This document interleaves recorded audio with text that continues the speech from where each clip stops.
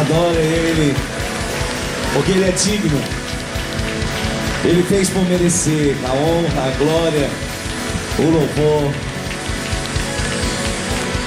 Aleluia! Glória a Deus! Quantos estão alegres nessa noite? Eu acho que esse lado está mais alegre. Deixa eu ver, quantos estão alegres aqui? Deixa eu ver aqui à frente. Quanto tá alegre aqui? Deixa eu ver de novo. Peraí.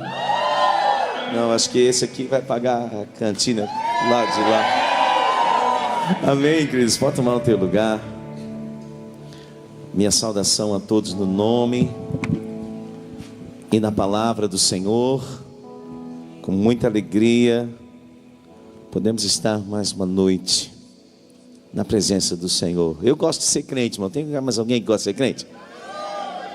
Eu não tenho vergonha de ser crente, não. Não tem vergonha, não?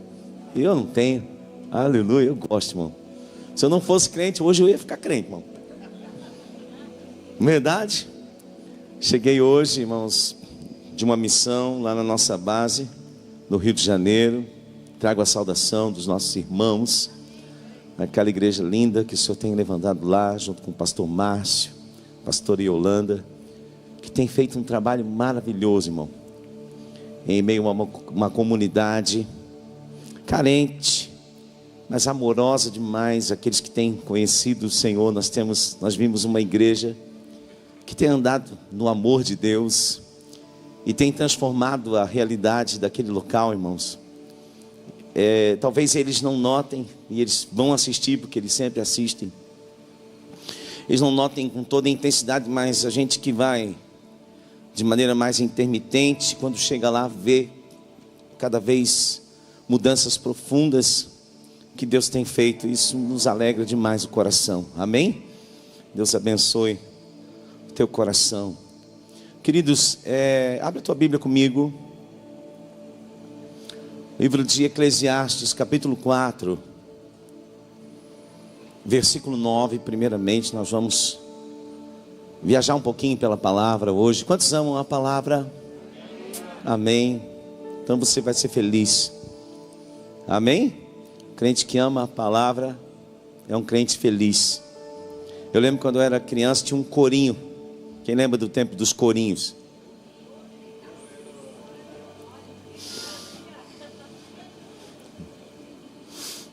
Seus velhos. Mas era um corinho bem simplesinho, mas pensa na assertividade dele. Ele dizia assim, ó, o crente que não ora não é feliz. Lembra, pastor Maculano? Não? O senhor é do tempo de Sandy Júnior? Não? O crente que não ora não é feliz. E depois eu descobri que é verdade, irmão. Crente que não ora não é feliz. Já pensou ser crente? Não bebe, não fuma, não joga, ainda não ora. Aí não é feliz, irmão. Você é doido, né, irmão? Diz aí, vamos lá, vai orar, irmão, pelo amor de Deus. Quero ver você triste, não. Aleluia. Glória a Deus. Melhor é serem dois do que? Melhor é serem dois do que? Porque tem melhor paga do seu trabalho. Eu não consigo explicar isso aqui. A lei, sempre que as leis espirituais, elas têm uma lei física equivalente. Toda lei física, ela é equivalente a uma lei espiritual. Não é a lei física que determina a lei espiritual. É a lei espiritual que traz um equivalente físico. Por exemplo, no mundo espiritual nós temos algo chamado unção do Espírito Santo. Você já ouviu falar disso? Tem alguém aí? No mundo físico nós temos algo chamado energia elétrica. É o equivalente físico de uma lei espiritual. Quando a tangibilidade do Espírito Santo se move, ela afeta o mundo físico com poder. Olha, você entendeu isso? Então é um equivalente físico. Aqui está falando de uma lei espiritual que tem um equivalente físico, mas eu não sei explicar. A palavra que a ciência usa, ela usa a palavra chamada sinergia. É a lei física que é equivalente a essa verdade espiritual de Eclesiastes. Você tem uma força, você tem mais uma força. E quando você junta essas duas forças, você tem mais força do que o total da soma de cada uma das forças de cada um. Eu não entendi nada, nem você. Eu disse que eu não consigo explicar. Mas eu lembro uma vez que eu tinha uma empresa e nós compramos uma máquina. E a máquina pesava 800 quilos. E ela tinha que ser colocada num lugar que não tinha como entrar uma empilhadeira, só gente conseguia levar. Eu não sei você, quem aqui consegue erguer 100 quilos sozinho? Tem alguém que consegue carregar algo de 100 quilos? Um saco de cimento eu ainda dou conta. Vou ficar com dor nas costas uma semana, 2, né? Mas eu carrego ainda um saquinho de cimento, que é 50 quilos. E isso foi marcante para mim, porque eu consegui 6 homens para me ajudar a levar aquela máquina, de 800 quilos. E os 6 homens levaram. Mas se desse 100 quilos para cada um, tira 200 da máquina, deixa 600. Não levava, mas quando juntaram os 6, levaram 800. É isso, mais ou menos como eu consigo explicar.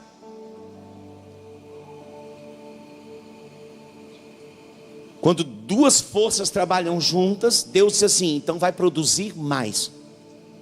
Quando se juntam em um só propósito, o que um poderia sozinho, o que outro poderia sozinho, quando os dois juntam, vão poder muito mais.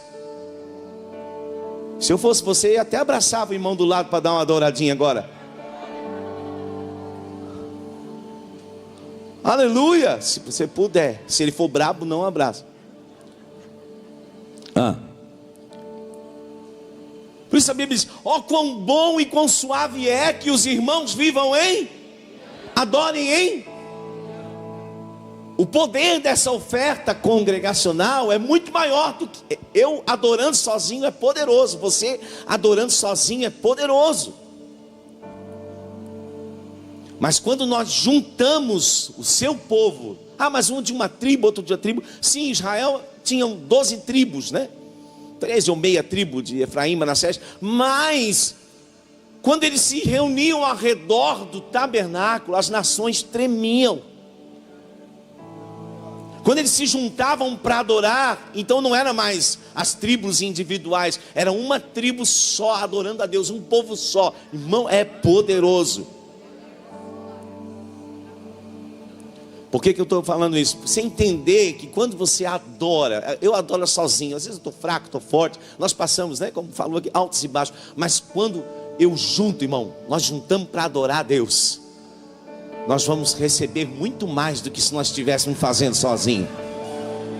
Eu se fosse você, não perderia a oportunidade. Irmão, eu tenho ministrado aqui adoração, desde cedo, todos os cultos, nós temos levantado um altar de adoração a Deus. Nós sempre temos intercessão, oração. Se você chegar aqui 5 da tarde, já tem gente orando, intercedendo. A passagem de som já é adorando. E o nosso culto começa de verdade aqui muito cedo.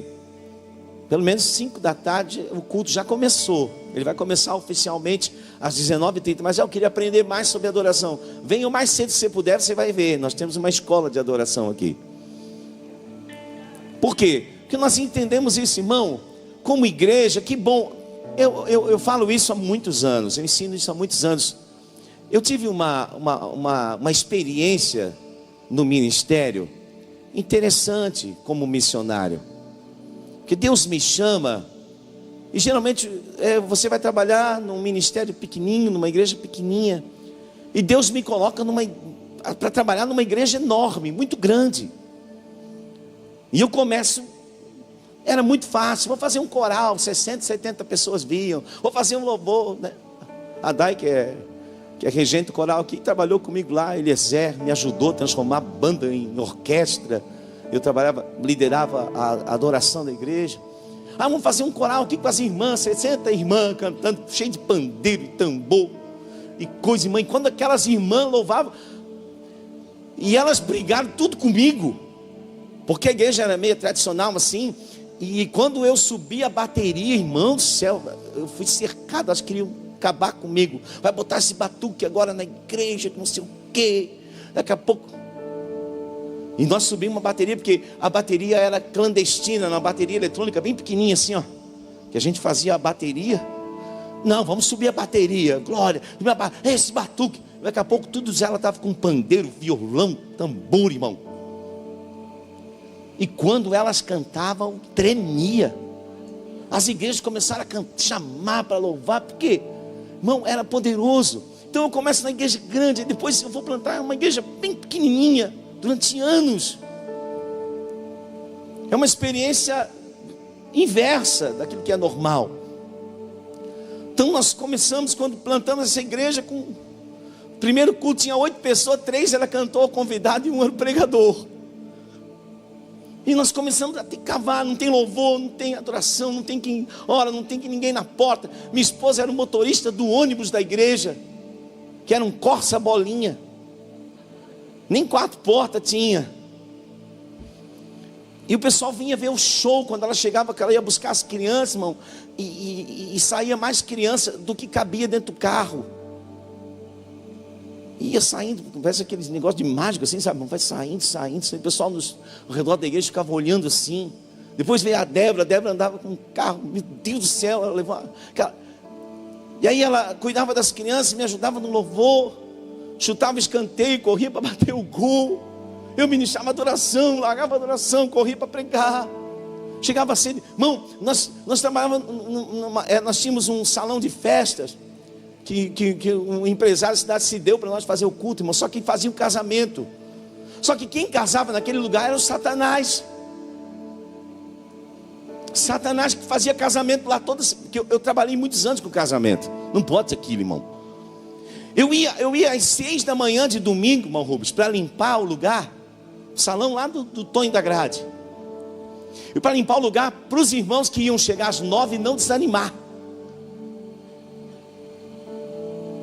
Eu ia sozinho limpar o grosso, né? Para os irmãos que iam chegar às 9 para me ajudar a não desanimar. E era uma luta, porque você tem que fazer tudo sozinho. Poucas pessoas. Aí eu fazia culto na rua, porque ninguém entrava na igreja, irmão. Ninguém queria ir nessa igreja. Quem vai querer ir na igreja dessa, irmão? Ninguém ia. Mas Deus me chamou, então eu digo, se não entra ninguém na igreja, eu vou pregar na rua. E eu botava só com o irmão, que era o meu tecladista, ele era muito envergonhado, irmão, tímido. Então ele ficava assim, atrás do teclado, irmão. E eu pregando, irmão. Eu lembro que eu preguei meses na porta da igreja. Passava gente, senhora, ali perto. Meu Deus do céu. E não entrava ninguém, irmão. Ninguém nunca sentou naquelas cadeiras. Nunca. Mas eu pregava, irmão. E eu tenho uma coisa com Deus, irmão. Eu tenho uma coisa com Deus, assim. Se eu vou fazer para Deus alguma coisa, tem que ser sempre com a mesma intensidade. Eu não consigo. Nós oramos uma vez, mais de um ano, pelo culto de quarta, porque culto de quarta ninguém queria dançar, no culto de quarta ninguém queria tocar, no culto de quarta, quero culto de quarta. Diz que não pode. Se nós vamos oferecer 2 cultos para Deus, os 2, claro, vai ter menos pessoas, é dia de semana, mas os 2 tem que ser com a mesma intensidade. É para Deus. Eu não posso oferecer coisas para Deus com uma intensidade diferente, conforme aquilo que eu acho, o meu ânimo, o meu humor. Eu não consigo, irmão. Eu tenho que sair cavando. Entendeu? Por isso vocês vão ver, às vezes eu dou umas me perdi daqui, depois tenho que pedir perdão, né, no culto. Porque se vem com a bola meia murcha, irmão, trabalhar comigo vai empinar a charrete. Mas é porque é o zelo, irmão, é o zelo. Se nós vamos adorar, hoje tem que ser com a mesma intensidade de ontem, para mais. Aí eu chamo os irmãos para pregar, eu vou fazer a oferta. Mano, como é que eu vou pregar agora? Irmão, eu oro para fazer a palavra de oferta, tanto quanto eu oro para pregar. Eu oro para fazer uma palavra de abertura. Se você me convidar para fazer uma palavra de abertura, eu vou orar tanto quanto eu orei para pregar num congresso. Porque não é o quanto que você faz, é a constância daquilo que você entrega para Deus. Pastor, porque a gente traça algumas metas na nossa vida. Eu queria orar 3 horas por dia. Você não ora nem 15 minutos. Então ora 15 minutos com muita intensidade.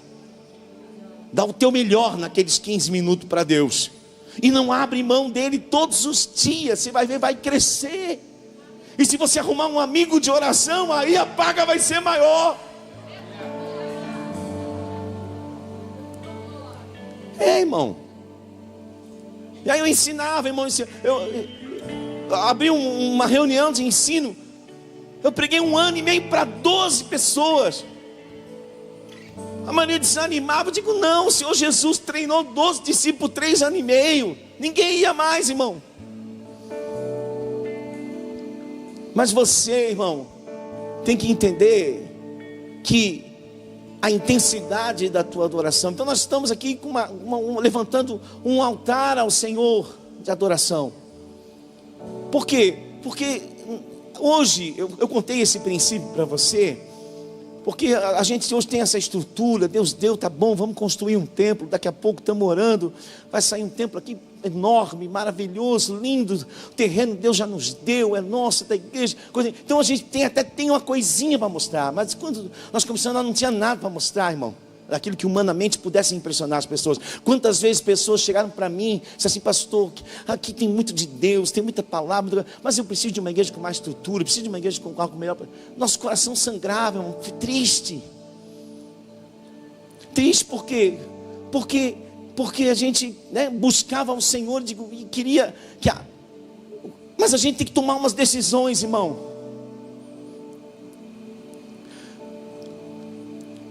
Eu quero impressionar as pessoas dessa cidade. Quero.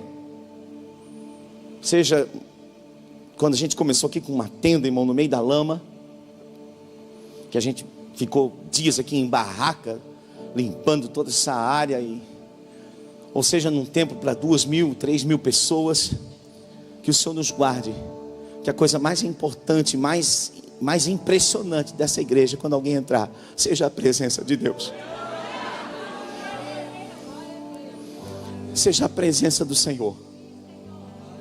Que a presença de Deus transforma tudo, irmão. A presença de Deus, eu não tenho. Sabe, irmão, Deus, Jesus, ele nasce numa manjedoura, irmão. E a manjedoura não é uma vergonha.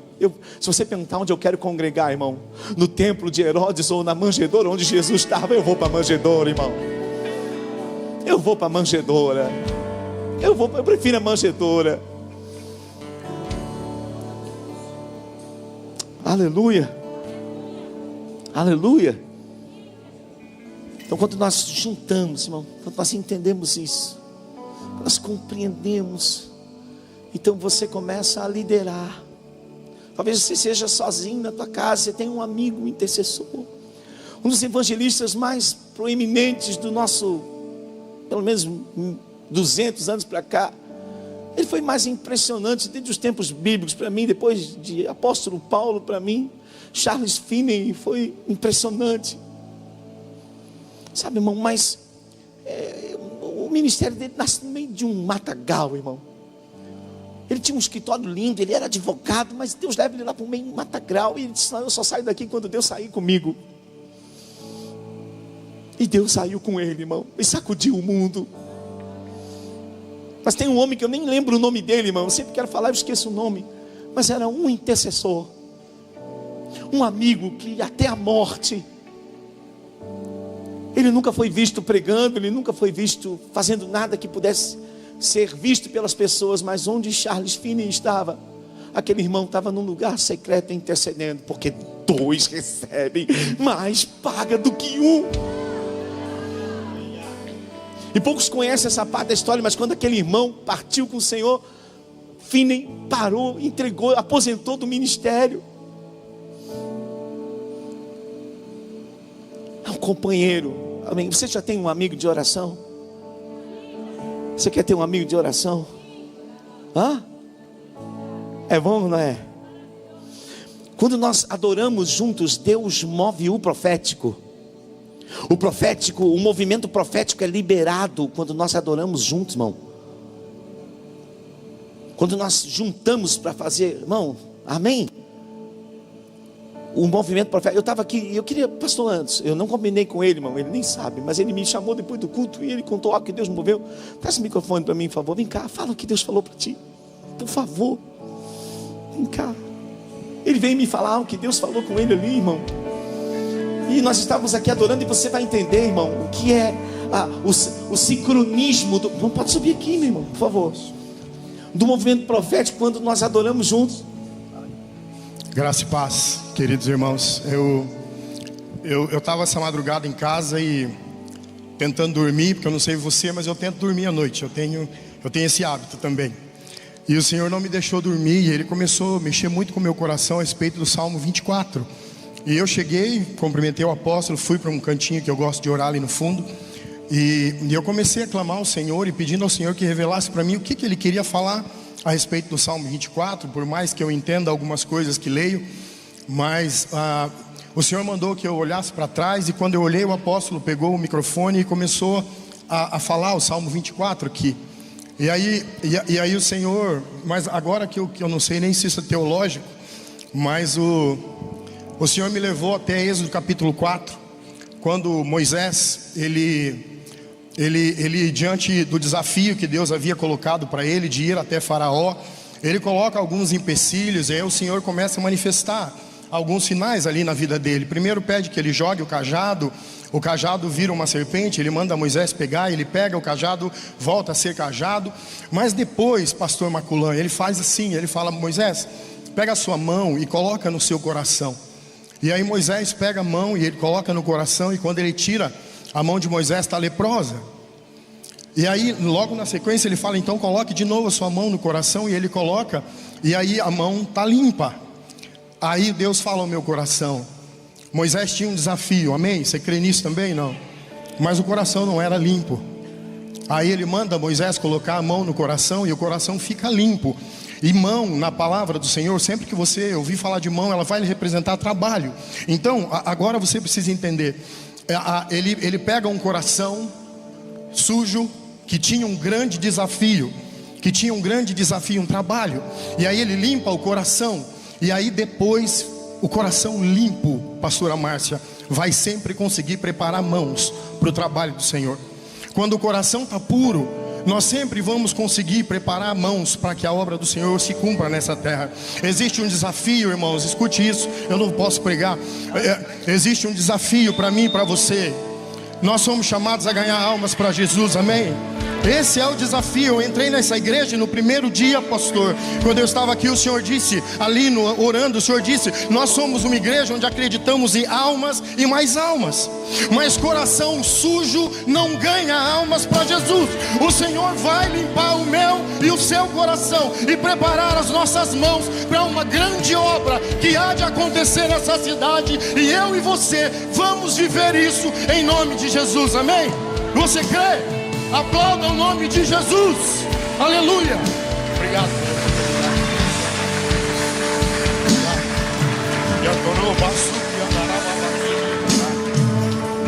Aleluia. E não é a palavra que eu ia pregar, mas o pastor Anderson estava falando aqui, e eu mostrei para os meninos o que Deus falou comigo. Você entendeu, irmão?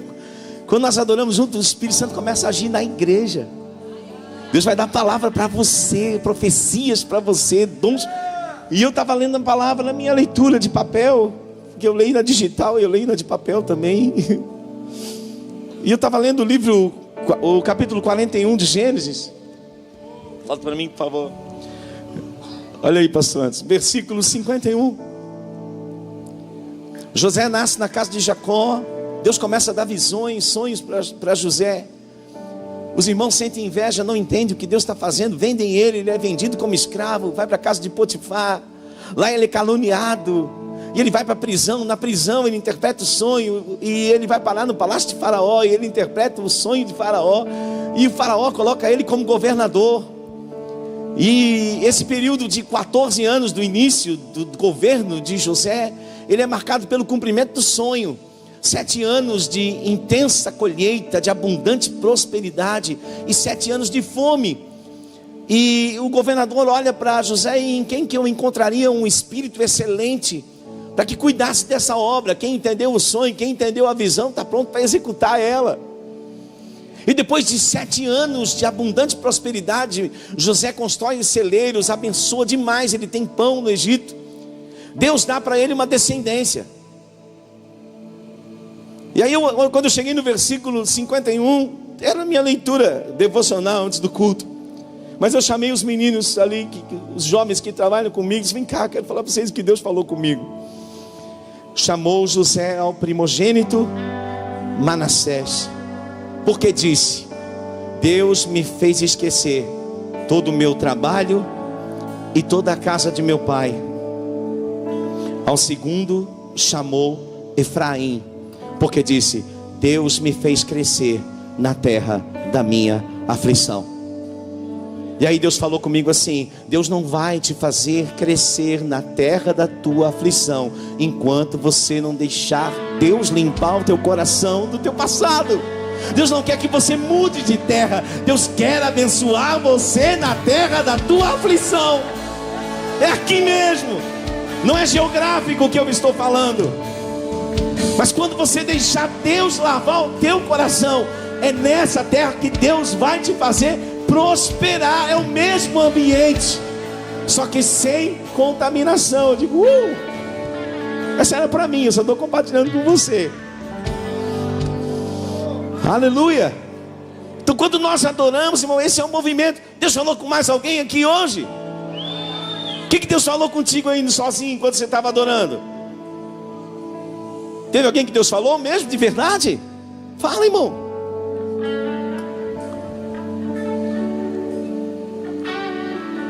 Olha que coisa linda, irmão. Vai chegar, olha aí. Isso, dá um microfone para ela. Vem cá, para aparecer no vídeo bonito, pregando. Graça e paz, amada igreja, amém? Então, eu vim com a minha filha de carona. Aí, enquanto ela foi levar os meus netos lá na escolinha, eu entrei. Quando eu cheguei ali na mídia, o Espírito Santo me tomou e disse: começa a falar em línguas estranhas, que hoje eu vou te usar neste lugar. Ei, glória a Deus. E eu quero dizer que o mover do Espírito Santo de Deus ainda está aqui, para tocar, para transformar, para curar e para restaurar. Amém? Deus seja louvado. Aleluia. Amém. Aleluia. Agora abre a tua Bíblia comigo, livro de Gênesis, capítulo 11.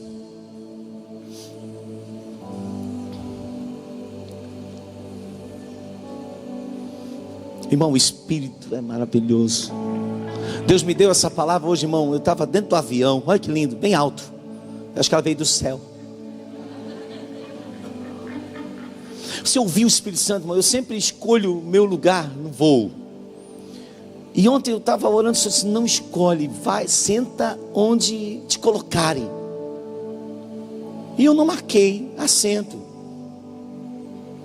E me colocaram no último lugar do avião. E você sabe que eu tenho uma oração, não é? E todos os dias eu oro para que o Senhor coloque no meu caminho alguém para falar do amor de Jesus. O pastor Levo estava comigo e ele sabe que eu pego marco a poltrona na frente. Ele marcou na primeira poltrona, ele ficou na primeira, eu fiquei na última. E eu estou escrevendo, lendo essa palavra que o Senhor colocou no meu coração. E de repente eu olhei assim, tinha uma senhora do meu lado. E eu olhei assim, o celular dela era quase um tablet grande, uma letra grande. E eu olhei, irmão, ela estava escrevendo em hebraico.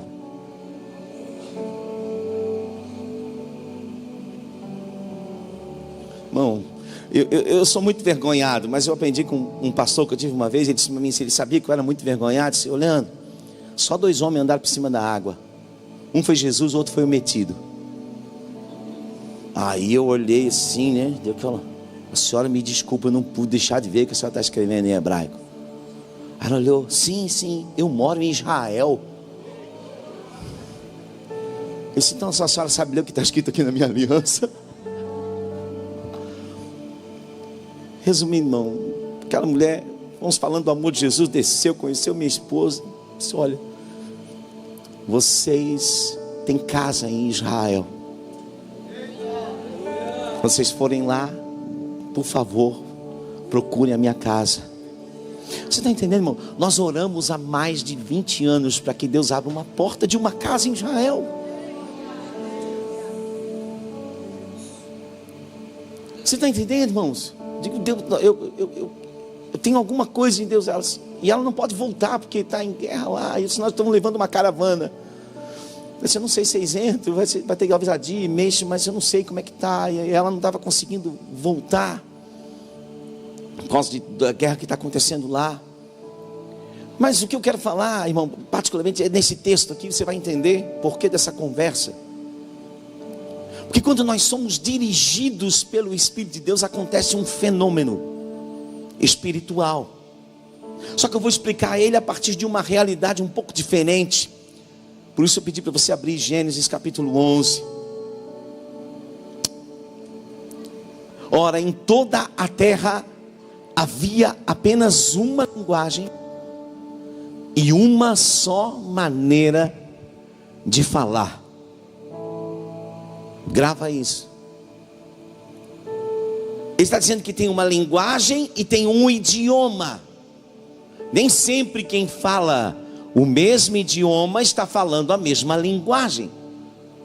Você e sua esposa falam português, não falam? Não? Tem alguém aí? E sempre vocês falam a mesma linguagem?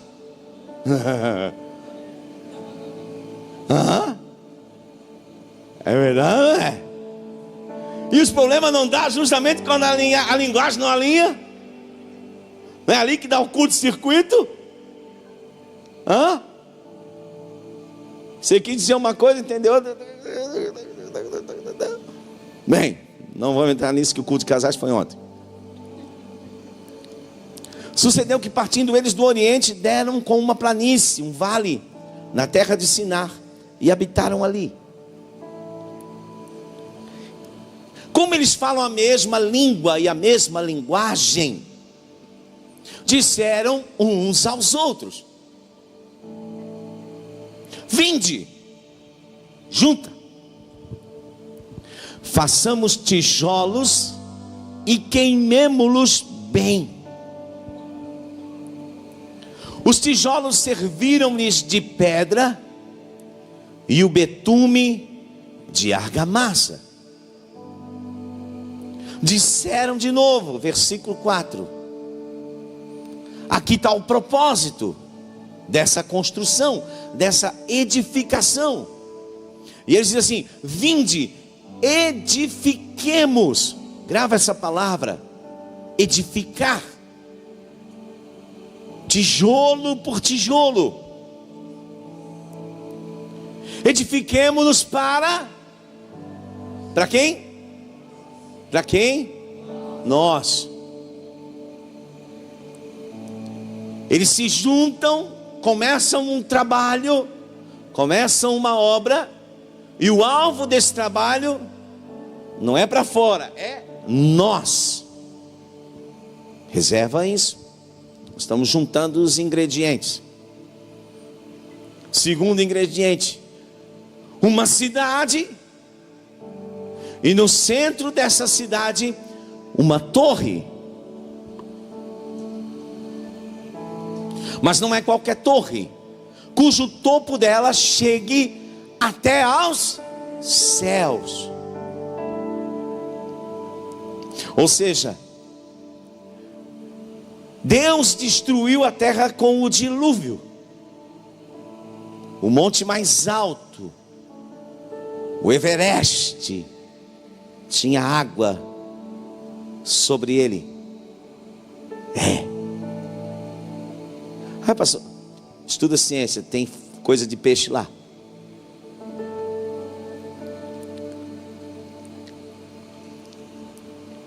Eles estão se rebelando contra Deus. O coração do homem é inclinado a se rebelar contra Deus. Uma cidade para nós, e uma torre cujo topo chegue aos céus. Ou seja, se Deus quiser destruir a terra com o dilúvio de novo, pela nossa própria força, pelo nosso próprio trabalho, pelo nosso próprio poder, pelo nosso próprio objetivo, a gente invade o céu.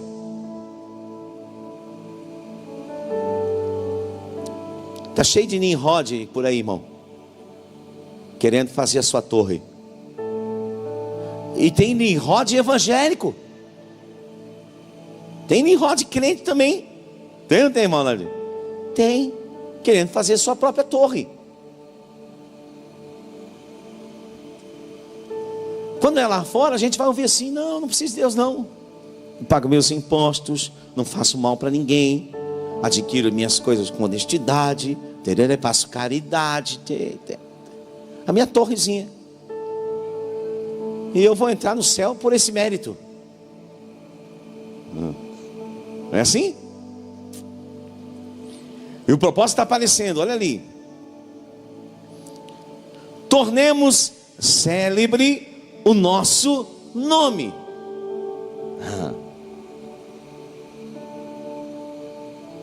Uma cidade para nós, uma torre para nossa logística de rebelião,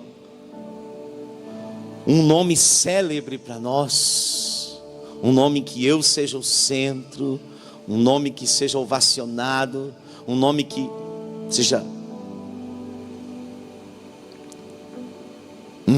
Mas eu vou tomar bastante cuidado hoje, para que não sejamos espalhados por toda a terra. O que Deus queria, irmão? Que espalhasse por toda a terra, crescer e multiplicar, encher a terra. Crente tem que ter mais filhos, irmão. Nós temos que encher a terra. Não precisa ser sozinho. Para alguns aqui, amém? Encher a terra. Eles vão juntar. Eu já vi muita igreja morrer por não espalhar, por não fazer a obra missionária. Tem igreja que não sabe porque acabou. Ela acabou porque ela não faz obra missionária. Ela faz uma torre, ela junta, ela torna um nome célebre, e Deus quer que o evangelho vá às nações. Mas não é aqui que eu quero ficar. Mas é uma rebelião contra Deus. Aqui em todos os itens desse propósito deles, há uma rebelião contra Deus. Um coração que quer andar para longe de Deus e não fazer a vontade de Deus.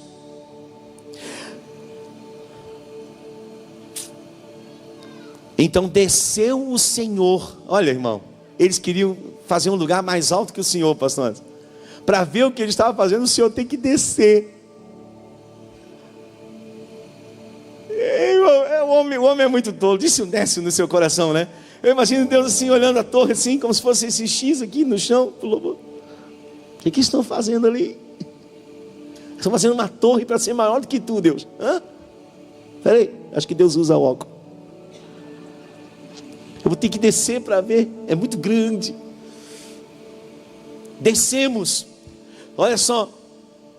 Desceu o Senhor para ver a cidade e a torre que os filhos dos homens edificavam. Lembra que eu pedi para você reservar essa palavra? Quem reservou? Deixa esse ingrediente aí. Eles disseram, estabeleceram, fizeram. Agora o Senhor vai falar. E sabe o que o Senhor fala? O Senhor fala a verdade. E o Senhor disse: o povo é um,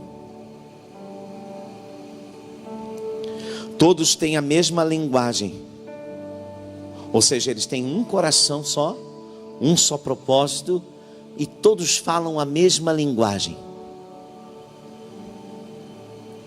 Aí Deus diz assim: quando consegue isso, lembra que eu falei sobre lei espiritual com equivalente físico?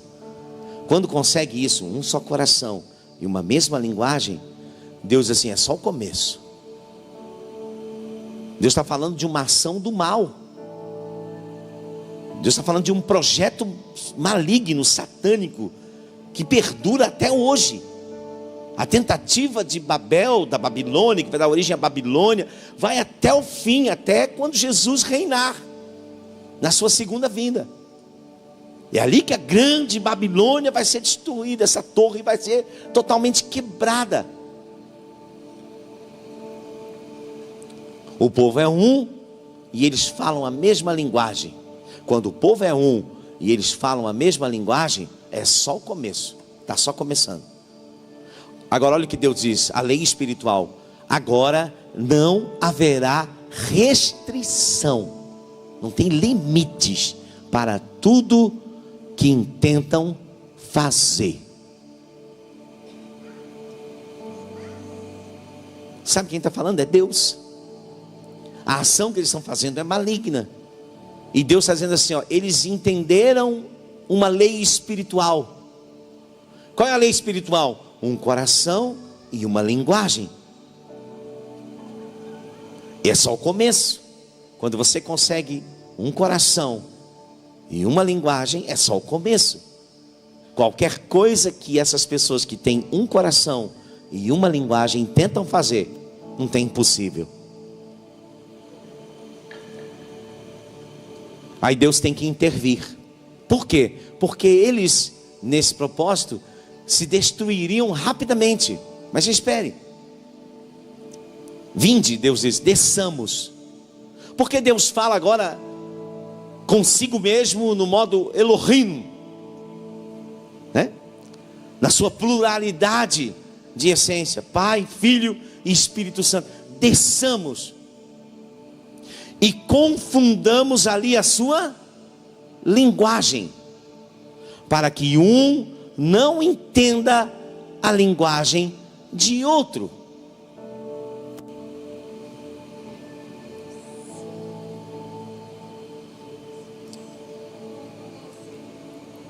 As línguas vão nascer a partir desse dia. Deus muda a linguagem. E aí pedaços dessa multidão que entende a mesma linguagem começam a se juntar. E isso começa a se espalhar. E a língua começa a transformar. Quem está entendendo? A língua é viva. A língua obedece à linguagem. Eu estive em Cabo Verde, são ilhas, né? Um país de colonização portuguesa. Então a base da língua deles é o português, porém com a mistura das linguagens, dos dialetos africanos. E como as ilhas não são ligadas, cada ilha tem uma variação do português. A base é o português. Se eles falarem bem devagar, você entende algumas coisas, mas ela vai se moldando, porque aqueles grupos distintos que falam a mesma linguagem começam a construir uma língua viva. Não é assim? No meu tempo de menino a língua era diferente. Você já pensou falar tu para alguém mais velho? Você se imagina quem nasceu, né? Como eu, há 50, 60 anos atrás. Fala tu para a mãe. Uma vez eu falei tu para a mãe, tinha gosto de sangue.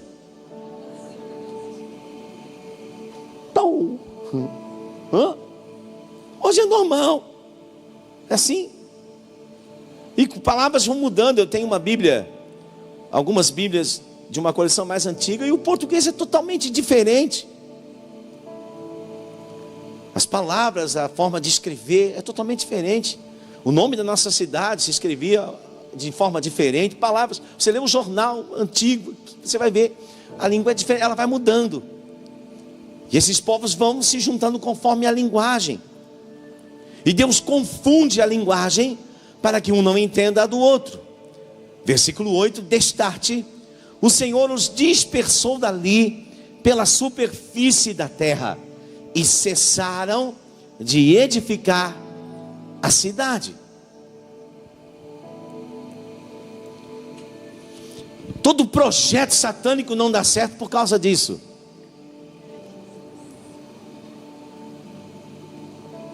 Eles conseguem falar a mesma linguagem por um tempo. Pega aí. que eu vou falar em parábolas. Tá? Eles veem a crise chegando e eles se juntam e falam a mesma linguagem. Nós temos basicamente uma dualidade de linguagem na maioria dos países hoje. Uma linguagem para cá e uma linguagem para cá e uma linguagem... Não vou falar. Se entender, entendeu. Jesus tinha 2 ladrões na cruz, um na esquerda e um na direita. Os 2 eram ladrão. Não quero falar disso, mas você vai entender. E eles, vamos falar, nós temos que se juntar, porque senão vão destruir a gente. E junto e falam mesma linguagem, até os Nimrod aparecer. O problema é que um monte de gente quer ser Nimrod. E quando os Nimrods se manifestam, cada um quer ter uma torre.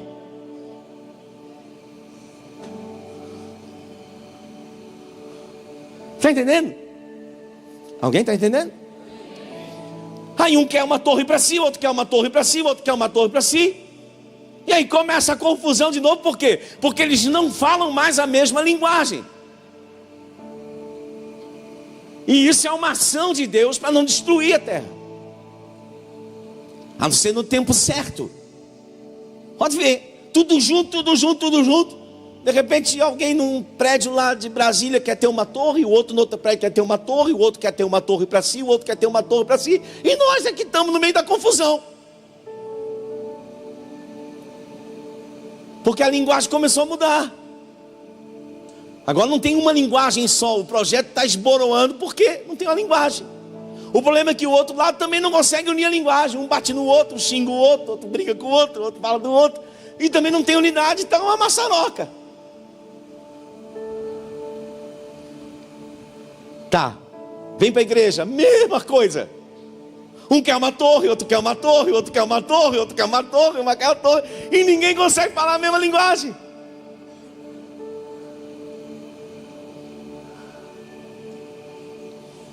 Tem que cortar na carne também, né, irmão?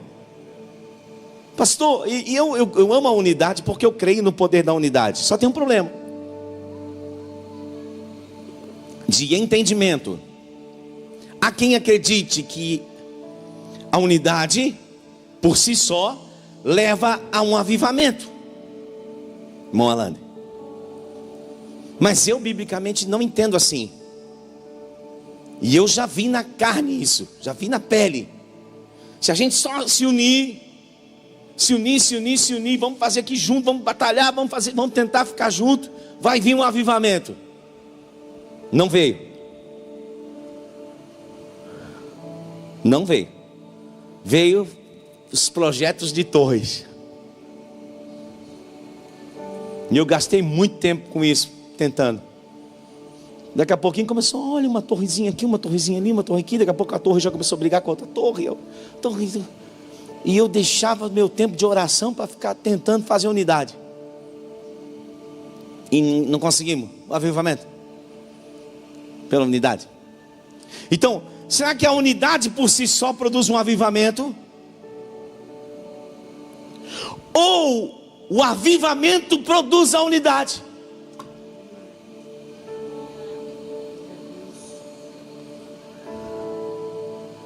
Jesus disse, se dois ou três estiverem reunidos no meu nome, não é no seu nome, não é levantando uma cidade para si, não é levantando uma torre para si. Se eles se reunirem no meu nome, eu ali estarei.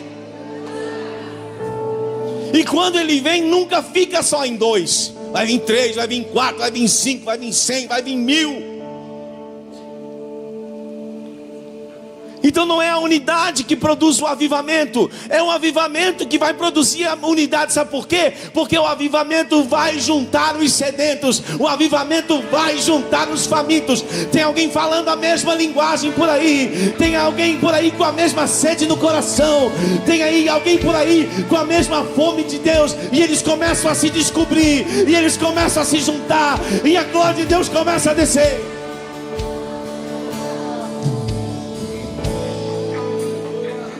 Aleluia.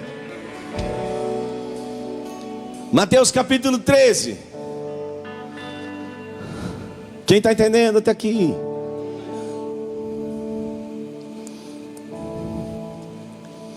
Espera aí.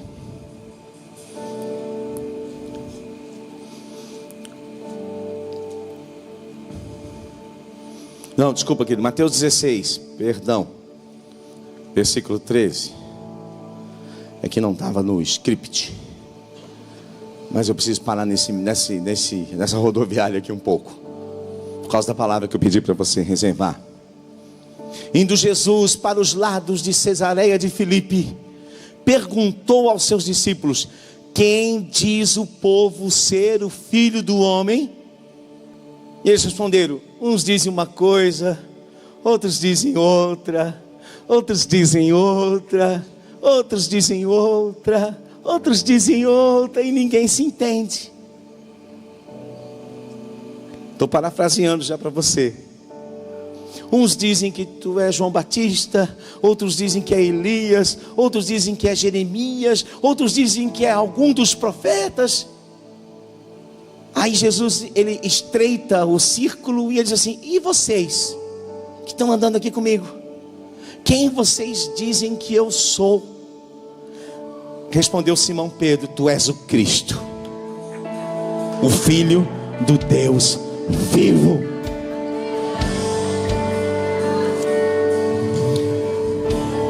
Espere, aí diz assim: então Jesus lhe afirmou: feliz Simão Jonas, bem-aventurado és Simão, filho de Jonas, porque não foi carne nem sangue que te revelou, mas foi o meu Pai que está nos céus. Então nós, por decisão própria, não podemos produzir isso. O avivamento é uma revelação. Quando Cristo, o Filho do Deus vivo, começa a reinar, irmão, e gente começa a se juntar, vai acontecer um avivamento. Aleluia, escuta. Tu és bem-aventurado, porque não foi carne nem sangue quem te revelou, mas meu Pai que está nos... Agora eu também te digo que tu és Pedro. Jesus fala uma pequena pedra. E sobre esta pedra edificarei a minha igreja.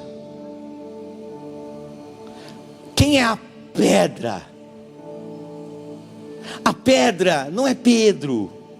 A pedra é Cristo, o Filho do Deus vivo. Aí alguém teve uma ideia: eu vou fazer uma torrezinha para mim. Eu acho que a pedra é Pedro. E Pedro foi o papai. E todo descendente aqui de Pedro é papai. E nós vamos fazer uma torre aqui para nós. E lascou com a igreja de Jesus. Quem está entendendo? A pedra não é Pedro. Pedro é uma pequena pedra. Tem a mesma natureza daquela pedra, mas é uma pequena pedra. A pedra é a revelação, é o Cristo, o Filho do Deus vivo. E Jesus assim: tu és Pedro, não és mais Simão, que significa cana, é inconstante, vento leva para cá, vento leva para lá, não tem firmeza, tem medo, nega, acerta, é impetuoso, no outro dia é medroso, quer andar sobre a água, depois tem medo e afunda. Não é mais agora, você teve uma revelação. Tu és Pedro, uma pequena pedra, e sobre essa pedra, ou seja, ele vai edificar. Eu edificarei a minha igreja, e as portas do Hades não prevalecerão contra ela.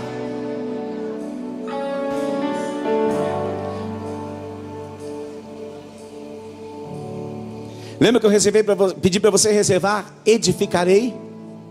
Os homens queriam edificar uma torre. Jesus está edificando uma. E a igreja é de quem? Ai meu Deus, irmão, eu vou embora, vou pregar para vocês não. Jesus disse: eu edificarei a minha. A igreja é de quem? De Jesus. O nome acima de todo nome nessa igreja é de quem? Esse edifício é para quem? Ele está sobre quem? Pronto.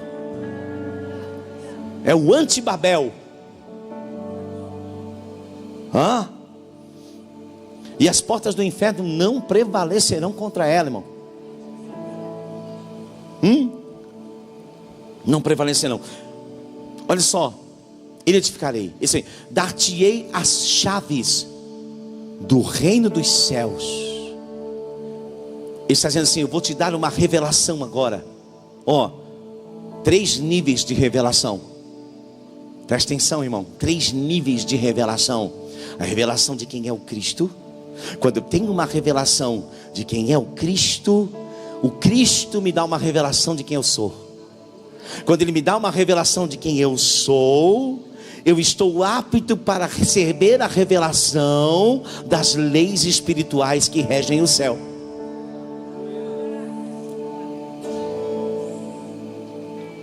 As leis espirituais estão inseridas nas parábolas. Jesus pega todas as leis do universo e coloca nas parábolas simples que um pescador, um semeador, um agricultor pode entender. Não, eles não entendiam. Só entendia quem à parte, aqueles que sabiam que Ele era o Cristo, Filho do Deus vivo, sabiam quem eles eram. Ele chamava à parte e dizia: olha, isso aqui é o que quer dizer. Porque se você não tem uma revelação de quem é o Cristo, você também não pode ter uma revelação de quem você é, e você também não compreende de verdade as leis espirituais. Por isso a gente fica tentando fazer as coisas com a nossa mão, com o nosso jeito, fazendo tijolo, levantando torre, tentando levantar o nosso nome, quando na verdade tudo que nós precisamos é de uma revelação de quem é o Cristo. Porque a revelação do Cristo mata o Nimrod que está em nós. A revelação do céu vai matar o Nimrod que está dentro de você. Sabe por quê, irmão? Porque quando eu vejo o céu pelos olhos da fé e à luz da palavra, eu descobri uma coisa, irmão. Deus me chamou para liderar aqui. Eu lidero alguma coisa, se você lidera alguma coisa, deixa eu contar uma coisa para você. Você não vai ser presidente do céu, você não vai ser pastor no céu, você não vai ser o primeiro no céu, você não vai ser o segundo no céu, você não vai ser o terceiro. No céu você será um obediente adorador.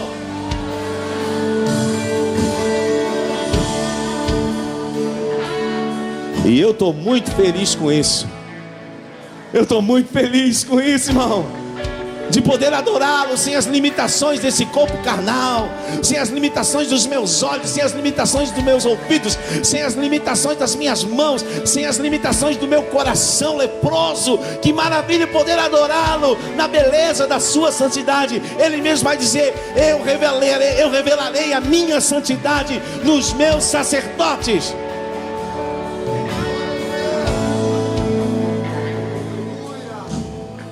Aleluia! Que coisa maravilhosa, irmão. Não terminou. Onde eu vou? Jeremias.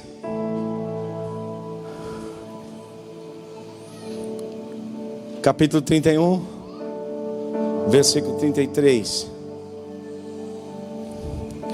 Ele disse: eu edificarei a minha igreja.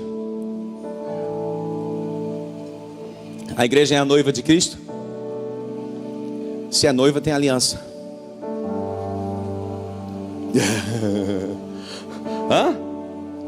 Se é noiva, tem aliança. E assim, esta é a aliança que firmarei com a casa de Israel depois daqueles dias, diz o Senhor. Os dias, irmão, é o dia do Cristo. Depois desses dias é o dia do Cristo. É o final da 69ª semana de Daniel. Vai começar a era da igreja. E Jesus vai começar a edificar a sua igreja. Olha só. Na mente lhes imprimirei as minhas leis. Por que na mente? Pergunta para mim. A língua. A língua precisa entender o que ele está imprimindo. Mas no coração eu as inscreverei. Escrever é diferente de inscrever.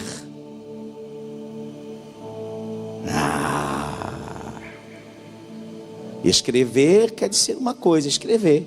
Eu sei algo, eu escrevo. Inscrever não é escrever. Inscrever é quando tem um evento, você vai lá no site e diz assim: eu quero fazer parte. Aí você se inscreve, porque você quer muito ser participante daquilo que está acontecendo. Quem está me entendendo? Então você não se inscreve lá no canal do YouTube, você se inscreve. Na mente, eu imprimirei as minhas leis. Eles vão poder ler, está impresso. Mas no coração vai ser a motivação deles. No coração vai ser o novo caráter que eu vou gerar neles. No coração vai ser o novo ímpeto que eu vou construir neles. No coração, quando entra no coração, não há mais um conflito entre o que é a vontade de Deus e a minha vontade. Quando Deus inscreve no meu coração a sua lei, ela é boa para mim, ela passa a ser agradável. Por mais que os meus membros e a minha carne se rebele, queira se rebelar contra ela, porém eu não sou mais aquilo. O meu coração não quer mais aquilo. A minha natureza não quer mais aquilo, irmão. A natureza mudou. A inscrição da sua lei no coração não é mais numa tábua de pedra como foi na lei. Por isso Moisés, quando ele vê o bezerro do ouro, ele quebra. E Deus tem que imprimir de novo na pedra para ele. Mas agora ele tem que buscar a pedra. A primeira Deus deu o material, a segunda não. Ele leva a pedra e Deus pega e escreve de novo. Aleluia. Então esse coração que você vai ter que levar para ele e escrever de novo as leis dele, irmão. Quando a vontade de Deus passa a ser a minha vontade, eu não tenho mais resistência a ela. Sempre que há um conflito no meu interior com a vontade de Deus, é porque ela ainda não é uma revelação ao meu coração. Então quando você leu a Bíblia, você leu a palavra, você recebeu a palavra, você sabe que aquilo é a verdade. Não discuta com ela se você não concorda. Vai para Deus e diz: Senhor, inscreve a tua palavra no meu coração, para que ela seja uma revelação. Quem os homens dizem que eu sou? Os homens dizem um monte de coisa, e vocês? Eu digo isso, então é porque tu recebeu uma revelação. Não há dúvida. Sabe por que o testemunho dos apóstolos era tão poderoso, irmão? Porque você pode ver ou pode não ver algo, mas depois que você viu, você não pode desver.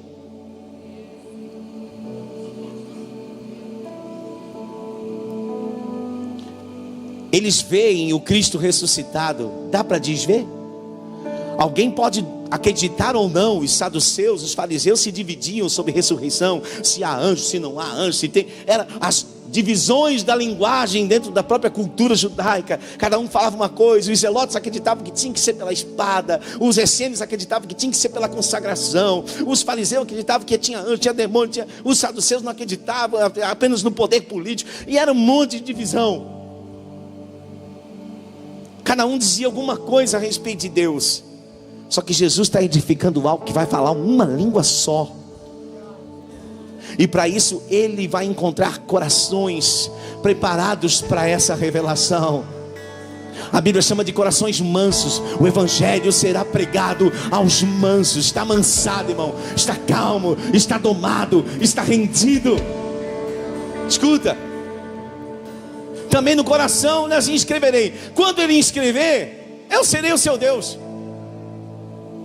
e eles serão o meu. Pronto. Sabe, irmão, durante muito tempo na igreja, eu não sei, a gente entra em conflito, mas nós vivemos um tempo em que a gente não ganhava as almas para Jesus. A gente queria convencer as pessoas a receber Jesus, obrigar as pessoas que nem tinham tido uma revelação a fazer um número, para a gente impressionar as pessoas. Eu lembro que eu em Balneário tinha um batismo que faziam lá em Balneário Camboriú. A pessoa passava na rua, jogava uma camiseta, um sabonete, uma toalha na mão. Vem cá, vai batizar, você vai ganhar um presente. Vem aqui se batizar, você vai... A pessoa não ficou crente, irmão. Entrava um pecador seco, saía um pecador molhado. Nós temos que lutar contra esse decisionismo, irmão. Como se a pessoa estivesse fazendo um favorzão assim, para receber Jesus. Irmão, se ela não receber Jesus, ela vai estar eternamente separada de Deus. E se ela não receber uma revelação disso, que isso não vai ser uma realidade para ela, ela vai continuar amando o mundo, ela vai continuar amando as trevas. Mas quando ela tiver uma revelação do Cristo, do Filho de Deus vivo, ela será filha de Deus e Deus será o Deus dela.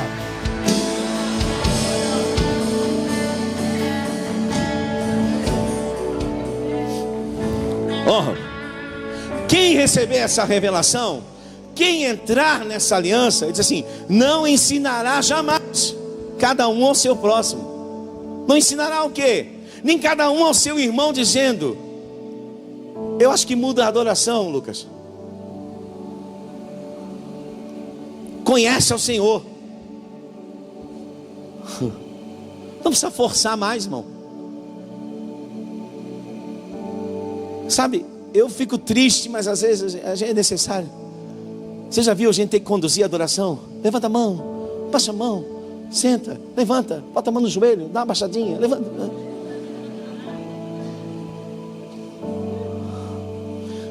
Não é mais adoração, irmão. Você tem que ficar pedindo para você. Se você não veio aqui para adorar, não adianta ficar forçando, irmão.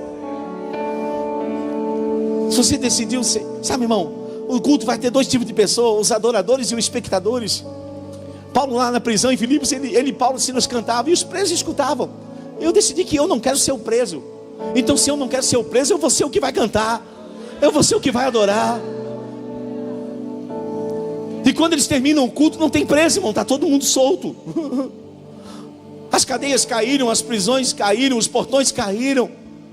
E não precisou todo mundo adorar junto. Precisou dois que adorassem com o mesmo coração, dois que cantassem com a mesma paixão, dois que mesmo tendo apanhado, mesmo estando acorrentado, mesmo tendo sido humilhados, não amaram a si mesmos, mas decidiram adorar ao Senhor.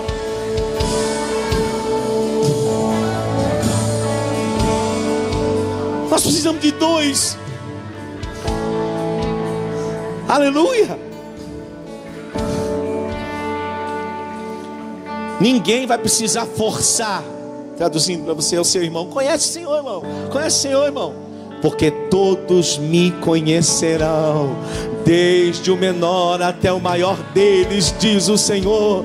Pois perdoarei as suas iniquidades e dos seus pecados jamais me lembrarei. Não, pastor, Deus tem que converter alguém de uma classe social para falar para uma classe social, a outra classe social fala para uma classe social. Deus tem alguém da classe social? Não tem, irmão. Tinha uma menina na casa do general Naamã, aleluia. Ele era o maior general, irmão, do exército. Ela era uma menina levada como escrava, mas alguém tinha o Espírito Santo, e por causa daquela menina, a vida daquele homem, daquela nação foi marcada. Tudo que Deus precisa é alguém cheio do Espírito Santo. Eu sou só uma criança. Seja cheio do Espírito Santo dentro da tua casa e Deus vai mudar a tua família. Tem alguém leproso lá, tem alguém doente lá, tem alguém perdido lá. Mas pastor, ninguém me ouve, eu sou alguém que ninguém escuta, eu estou lá, ninguém olha para mim. Irmão, quando você estiver cheio do Espírito Santo, a tua voz vai começar a soar diferente.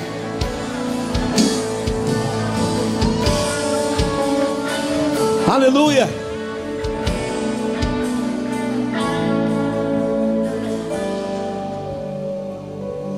Deus quer alcançar quem, irmão?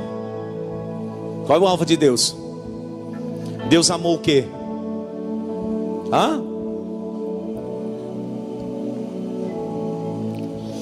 Sempre alguém me pergunta: pastor, e lá nas nações é muito difícil a cultura, não sei o que. Não é. A língua é um obstáculo, a linguagem não. Só tem duas linguagens no mundo. Qualquer lugar, pode ir na China, no Paquistão, na Coreia, Colômbia, na Venezuela, no Brasil, nos Estados Unidos. Só tem duas linguagens. Só tem a linguagem de Adão e a linguagem de Jesus. Só tem Adão e Jesus no mundo. Quando você vai escavando as camadas da alma humana, o Adão ou Jesus está lá. Então, se você falar a linguagem certa, você vai encontrar o Adão. Lembra que eu falei de Charles Finney? Ele saía pelas cidades, irmão. Ele era tão cheio do Espírito Santo. Aí eles levavam ele para pregar nas fábricas. As senhoras estavam lá costurando, mexendo nas máquinas. E eles chamavam o Charles Finney para pregar, irmão. E ele chegava, mas antes de começar a pregar, ele estava paradinho assim. Paradinho. De repente a senhora largava a máquina lá, se ajoelhava no chão. O outro largava lá e começava a chorar. E eles começavam a ser convencidos pelos seus pecados. Os teatros fechavam, os bares fechavam.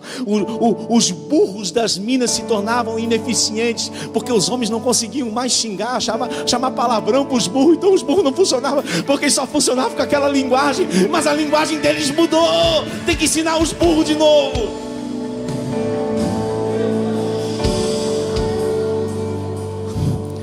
Atos capítulo 2.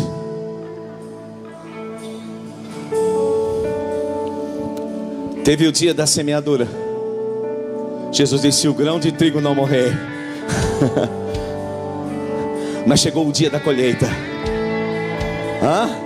No dia de Pentecostes. Aleluia.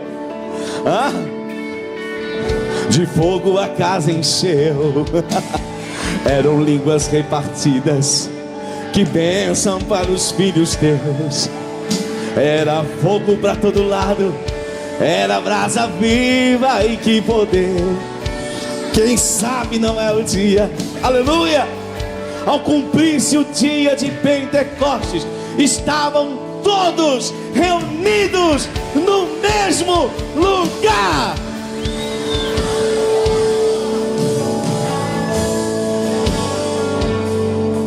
Todos, mas não eram todos. Vou explicar. Todos, mas não eram todos. No dia que Jesus é assunto ao céu, quantos crentes tinha lá? 500. 500 eram todos. Diga assim: a unção segue a obediência. O Pentecostes, o Espírito Santo do Pentecostes não veio porque eles oraram. E eles oraram. O Espírito Santo não veio porque eles jejuaram. E eles jejuaram. O Pentecostes não veio porque eles cantaram. E eles cantaram. O Pentecostes veio porque eles obedeceram. Jesus disse: ficai em Jerusalém até que do alto, não é a torre de vocês, não é a força de vocês, não será a mão de vocês, será do alto. Fiquem reunidos naquele lugar, não saiam de Jerusalém, até que do alto vocês sejam revestidos de poder. Presta atenção. De repente veio do céu um som. Sabe por quê? Porque quando o avivamento vem, ele traz um som. Aleluia. O avivamento vem, ele traz um som novo para a igreja, um cântico novo. Quando o povo deixa o lamaçal, irmão, quando o povo deixa o lodo, Deus coloca um novo cântico na sua boca. Aleluia. Escuta. Encheu a casa toda onde eles estavam assentados. Não era de joelho, pastor. Não, já pode ser de joelho, sentado, deitado. O que você tem que estar é em obediência no teu coração. Estavam todos que estavam reunidos no lugar onde Jesus disse que eles deveriam estar. Porque a unção segue a obediência. Aleluia. E apareceram, distribuídas entre eles, línguas.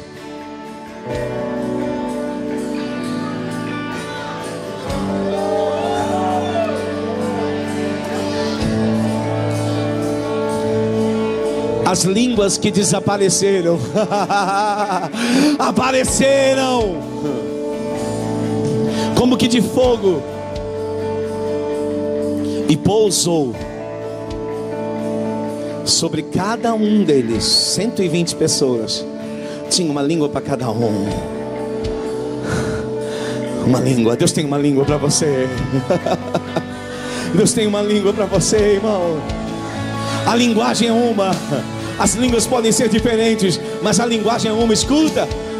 E passaram a falar em outras línguas, segundo o Espírito Santo lhes concedia que falassem. É o Espírito Santo. Pastor, eu tenho medo que as línguas que eu oro sejam da carne. Jesus explicou isso assim: qual o pai que o filho pede um pão e ele dá uma serpente, uma pedra? Qual filho que o pão pede um peixe e ele dá uma serpente? Se vós, sendo maus, sabeis dar boas coisas aos vossos filhos, quanto mais o Pai dará o Espírito Santo àqueles que o pedirem. Se você está pedindo o Espírito Santo, Deus não vai dar demônio para você. Você vai ser cheio do Espírito Santo.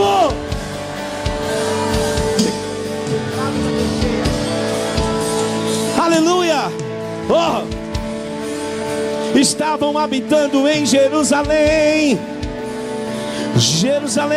judeus, homens piedosos, vindo de todas as nações debaixo do céu. Pois quando fez ouvir aquela voz, é uma voz, são muitas línguas, mas é uma voz. Ei, uma voz, muitas línguas, uma voz. Vou repetir, olha só. Estavam, pois, atônitos, pois cada um ouvia falar na sua própria língua. Nem o Elon Musk inventou um tradutor simultâneo assim ainda. Eles estavam orando uma língua do céu, irmão. Essa é uma língua como sinal para os incrédulos. Eles estavam orando em línguas, e o camarada da nação entendia na língua dele, o outro de outra nação entendia na língua dele, o outro de outra nação entendia na língua dele, o outro de outra nação entendia na língua dele, e cada um os ouvia falar na sua própria língua. E eles ficaram atônitos e se admiravam, dizendo: vede, não são porventura galileus todos esses que aí estão falando? E como os ouvimos falar, cada um em nossa própria língua materna. Prega atenção. Somos partos, medos, elamitas, naturais da Mesopotâmia, Judéia, Capadócia, Ponto, Ásia, Frígia, Panfilha, do Egito, regiões da Líbia, imediações de Cirene, romanos que aqui residem, tantos judeus convertidos como cretenses e arábios. Como os ouvimos falar em nossas próprias línguas. Pausa. Tradução: as grandezas de Deus. Sabe quando você está orando em outras línguas? Você está orando as grandezas de Deus. Deus está ensinando você a adorar. Não, você não entendeu. Quando você, pastor, eu não sei como adorar, mas você é cheio do Espírito Santo, comece a orar em outras línguas, porque você vai estar adorando as grandezas de Deus. Escute.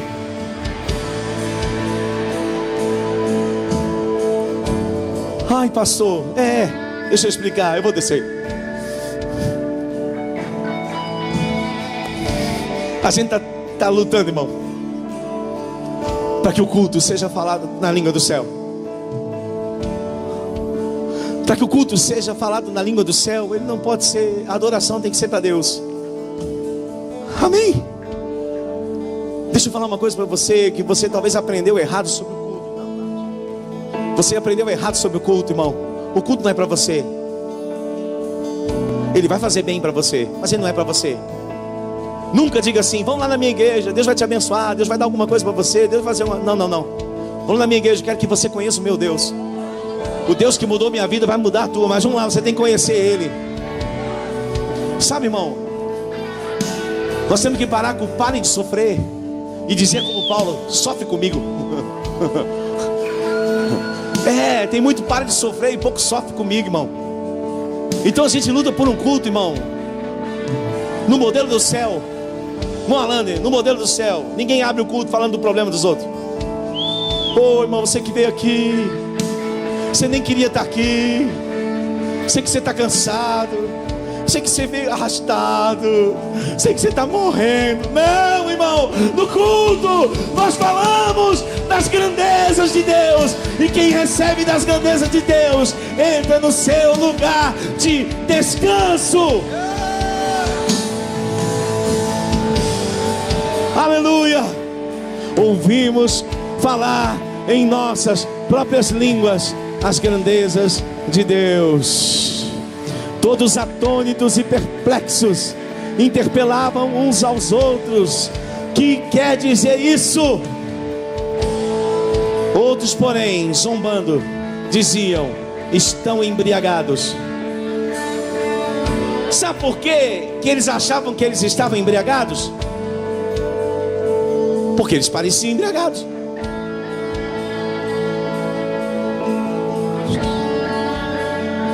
Olha para esse teu irmão cheio de Espírito Santo, vê se não tem cara de bêbado. Tem irmão que sai daqui que eu tenho medo de deixar dirigir.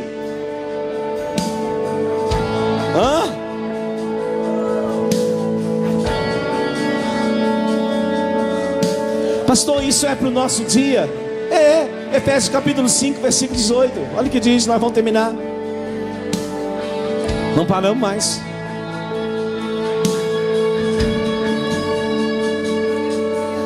Efésios capítulo 5. Olha lá, a receita do bolo. Não vos embriagueis com vinho,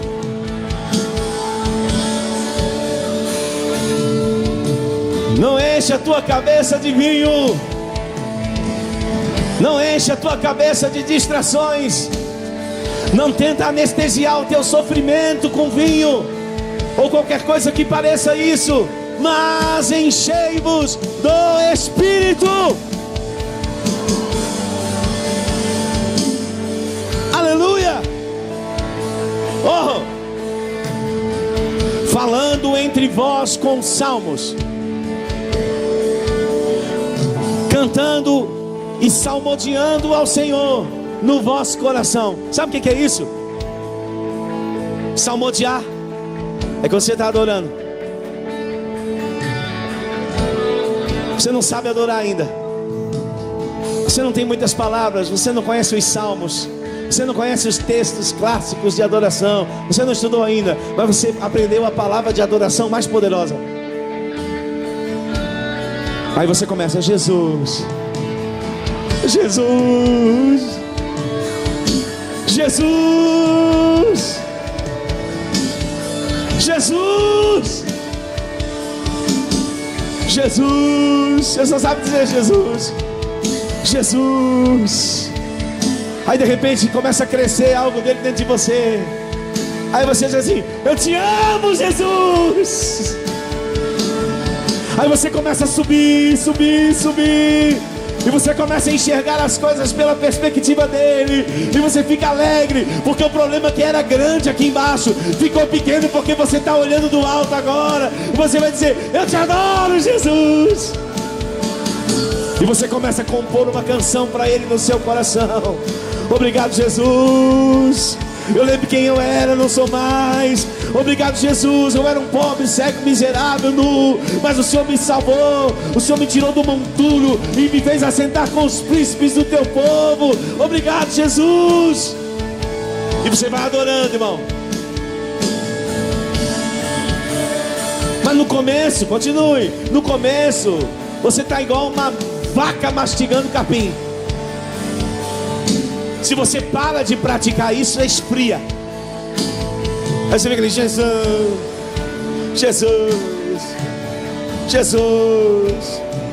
Aí Deus tem um recurso para você. Você pode pegar direto do céu, e não precisa passar pela tua mente. Vem direto pro coração. Telefone vermelho. Você tá fraquinho, tô fraquinho, tô meio desanimado, tô fraco, preciso que Deus cresça dentro de mim. Aí você começa: cheira me canala barrando no show. E você começa a orar em outras línguas, porque quem ora em outras línguas fala das grandezas de Deus. E você começa a adorar no Espírito, e Ele começa a encher o teu coração. Ele começa a encher o teu coração. Aí você abre a Bíblia e começa a ler a palavra, e Ele começa a trazer revelação para você, e o teu coração começa a aquecer de novo, e você começa a ficar cheio do Espírito Santo.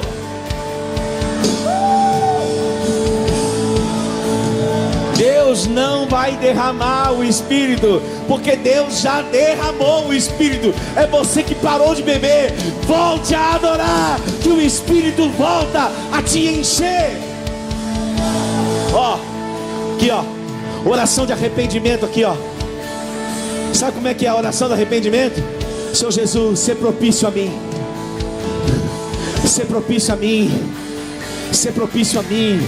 Sabe, irmão? E você vai esmurrando o teu coração até as pedras de gelo começar a quebrar e cair. Enchei-vos do Espírito Santo, falando entre vós com salmos, entoando e louvando ao Senhor no coração, com hinos e cânticos espirituais. Oh, irmão, aí você começa a cantar no Espírito. Eu acho lindo quando os irmãos começam a cantar no Espírito. Eu acho lindo quando a adoração começa a romper e a irmã Vete começa a cantar um cântico espiritual, irmão. Ela não canta no coral, irmão. Ela não canta no louvor. Mas quando eu vejo ela cantando hinos espirituais, eu digo, está acontecendo de novo. Aleluia! Para que o Pentecostes aconteça, que é a festa da colheita, tem que ter a reunião da semeadura. Aleluia! Ó, quão bom e quão suave é que os irmãos adorem, vivam em união. Adorem em união. Aí começa a acontecer alguma coisa. É como um óleo precioso que desce sobre a cabeça, desce sobre a barba, desce sobre a gola e desce sobre todo o corpo, dando sempre graças por tudo a Deus.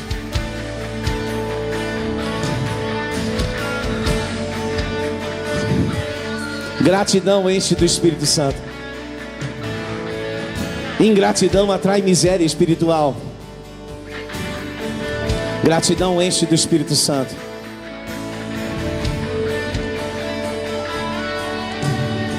O inimigo sabe disso. Você vai por aí nas reuniões de filosofias e outras coisas que ele diz gratidão, gratiluz. Eles entendem as leis espirituais e eles começam a praticar algumas coisas para terem alguns efeitos, só que não enche do Espírito Santo. Olha, em nome do nosso Senhor Jesus Cristo. E o último ingrediente: sujeitando-vos uns aos outros no temor de Cristo. Também enche do Espírito Santo. Aleluia. Por quê? Pergunta para mim. Porque nós vamos brigar.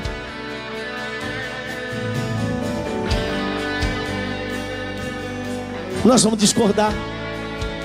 Nós não vamos entender. Nós não vamos compreender. A nossa língua às vezes vai se confundir. Mas quando a linguagem está falando certinho, deixa para lá, irmão. Perdoa aí. Pega o pão aqui, pega o cálice ali, vamos tocar. Me perdoa em nome de Jesus. Tá bom, me te perdoa em nome de Jesus. Perdoa em nome de Jesus. Deixa para lá. Pastor, mas o irmão me ofendeu. Ei, Romanos capítulo 15, versículo 1. Olha o que diz. Quem aqui é forte em Deus? Deixa eu ver. Quem quer ser forte então? Quem quer ser fraco? Quem quer ser forte? Quem quer ser fraco? Paulo diz assim: nós que somos fortes. Quem quer ser forte? Quem quer ser fraco? Nós que somos fortes devemos suportar as debilidades dos fracos e não agradarmos a nós mesmos. Quem quer ser forte? Quem quer ser fraco? Você é o fortão? Suporta o fraco. Quando você vai no Getsemane, você vai aprender uma coisa: os níveis de unção que são extraídos, os níveis de óleo que são extraídos da azeitona, são extraídos por pedras. É um tipo de um pino assim, um lagar com um pino central, e eles vão colocando pedras como roscas. E cada nível daquilo vai produzindo um produto. O azeite, o produto para o sabão, o azeite para o alimento, o azeite da unção, o azeite da lâmpada. Só que o da unção, que é o primeiro, a primícia, não vai pedra, não é obra de pedra. As azeitonas são colocadas em sacos de linho permeáveis, e eles vão ajeitando esses sacos dentro daquele lagar. O peso de uma sobre as outras começa a extrair um azeite daquelas que estão lá de baixo. Aquele azeite é a primícia, é o azeite da unção. Quem quer ser ungido aqui? Suporta. Ai, pastor, quer ser ungido? Suporta o peso, irmão. Suporta a pressão, suporta as dificuldades. Você vai ter vontade de desistir às vezes, porque é pesado. Agora lá naquele lugar, Jesus já derramou sangue. O que ele diz para Deus? Se possível, faz passar de mim esse cálice. Não é assim? Deus não fala nada, mas Ele sabe a resposta, porque Ele é Deus. E Ele começa a suar, irmão, como gotas de sangue. Sabe por quê? Porque Ele começa a sentir o peso dos nossos pecados. Ele começa a suportar o peso dos nossos pecados. E sabe como é que isso encerra, irmão? Eu estou cheio da palavra, eu quero terminar, mas eu preciso ler esse texto para você. O que acontece no céu, irmão, quando isso acontece? Isaías capítulo 63. Olha que coisa linda esse texto escatológico. Quem é esse que vem de Edom? Quem é esse que vem da terra vermelha? Quem é esse que vem da terra dos humanos? Quem é esse que vem daquelas dos homens rebelados contra Deus? De Borja, com vestes de vivas cores, que é glorioso em sua vestidura, que marcha na plenitude da sua força. Jesus responde: sou eu que falo em justiça, poderoso para salvar. E ele diz assim: por que está vermelho o traje e as tuas vestes como aquele que pisa uvas no lagar? Ele diz: o lagar eu o pisei sozinho. Ele bebeu o cálice sozinho, e dos povos nenhum homem se achava comigo. Pisei as uvas na minha ira, no meu furor as esmaguei, e o seu sangue me salpicou as vestes e manchou o traje todo. Porque o dia da vingança me estava no coração, e o ano dos meus redimidos é chegado. Aleluia! Tem um dia da vingança do nosso Deus, mas tem um ano aceitável, e nós estamos vivendo o ano aceitável. Isaías 61, olha o que diz: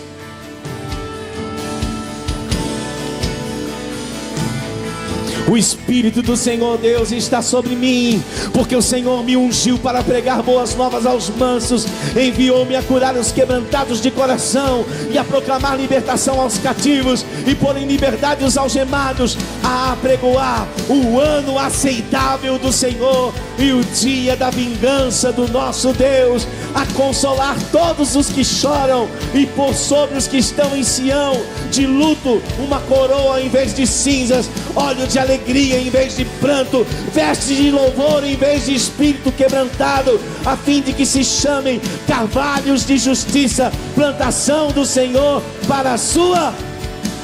Fique de pé comigo.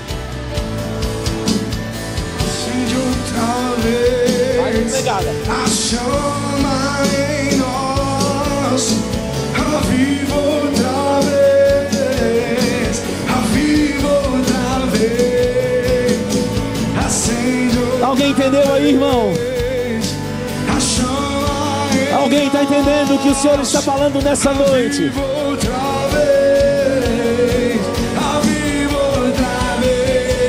Eu vou chamar só alguma vez. Alguém disposto a dar um passo? Pastor, o meu coração está queimando. Eu sinto que Deus quer usar a minha vida.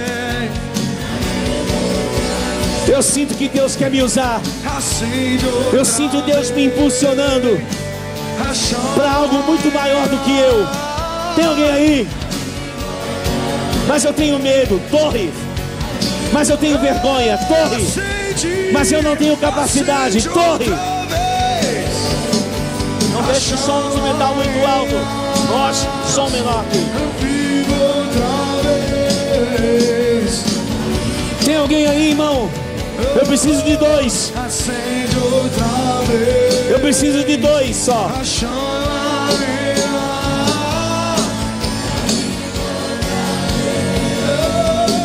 Vivo outra vez. E a nossa geração venha pra queimar. Pode incendiar.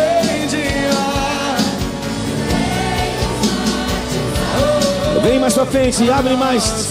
Eu sei que tem mais pessoas que Deus está chamando desse tempo. Você pode pensar que é besteira vir à frente, irmão, mas eu nunca recebi uma unção poderosa sem responder um apelo. Porque a unção segue a obediência. Eu nunca recebi uma unção poderosa sem um apelo. O apelo é a primeira oportunidade de dar uma resposta. Você não dá resposta nem com um apelo. O apelo é a primeira oportunidade de dar uma resposta.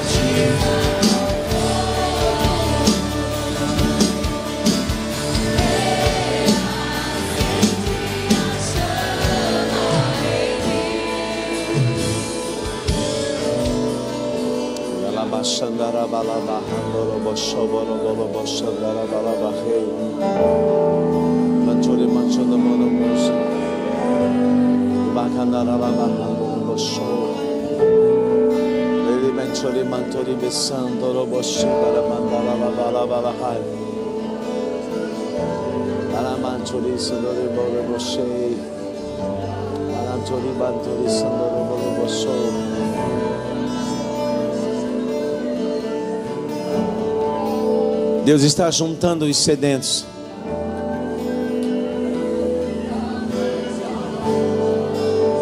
Deus vai juntar os sedentos.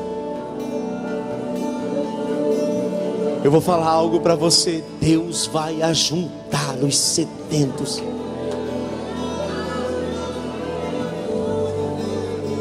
Quando a linguagem do céu começar a ser proclamada, Deus vai ajuntar os sedentos.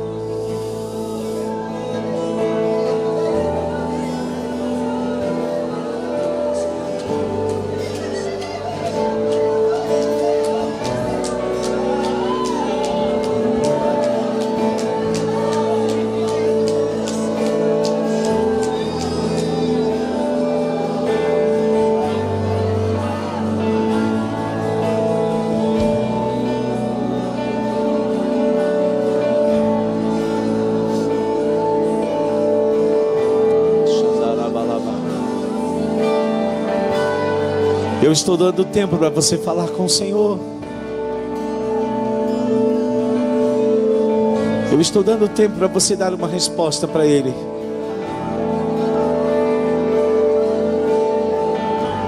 Qual é o tom que dá? Qual é o tom que dá? Lá, Ré.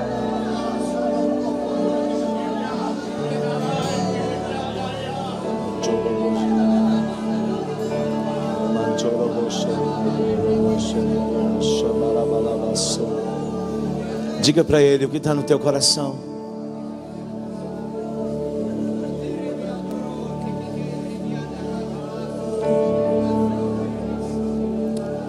Diga para Ele. O que te falta? Força? Diga para Ele. Coragem? Diga para Ele. Ele disse: vocês receberão poder para serem testemunhas. Testemunha é alguém que vai falar o que viu.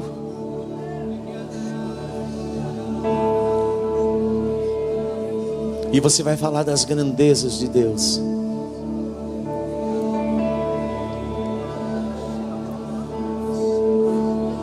Rabachei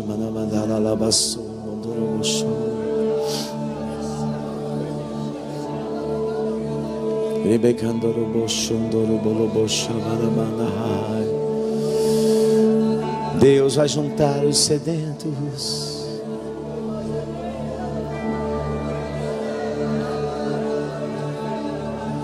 Eu te louvarei,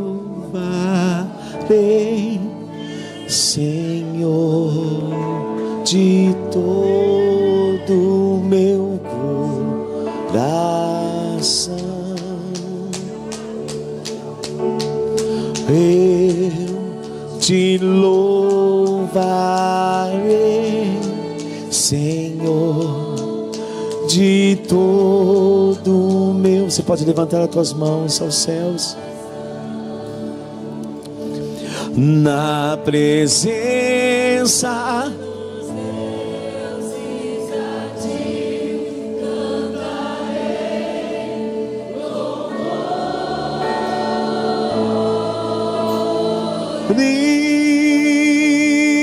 diz, na presença dos deuses a ti cantarei louvor.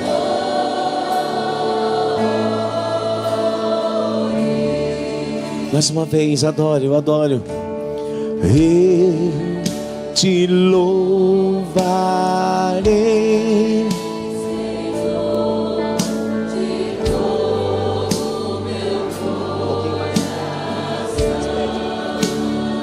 eu te louvarei,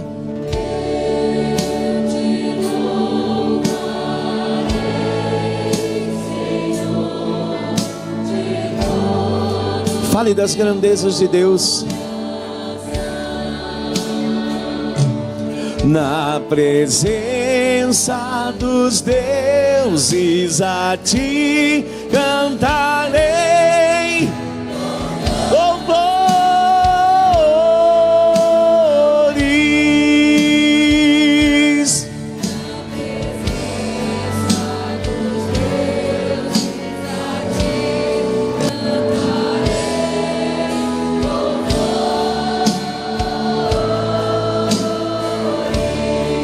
Olha só, olha só.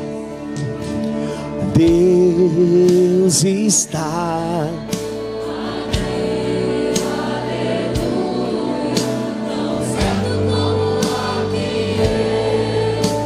respiro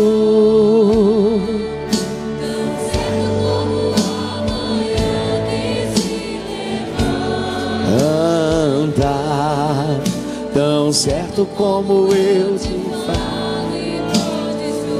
Tem alguém aí? Diga, Deus está aqui. Deus está aqui, aleluia. Tão certo como o ar que eu respiro. Tão certo como a manhã que se levanta. E para encerrar, como um grande coral, eu te louvarei, eu te louvarei, Senhor, de todo o meu coração. Eu te louvarei, Senhor, de todo o meu coração. Na presença dos deuses a ti cantarei louvores.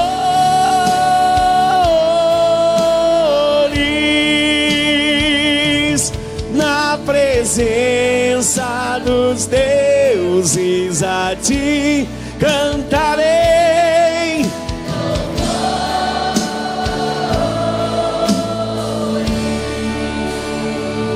Você pode aplaudi-lo com todo o coração.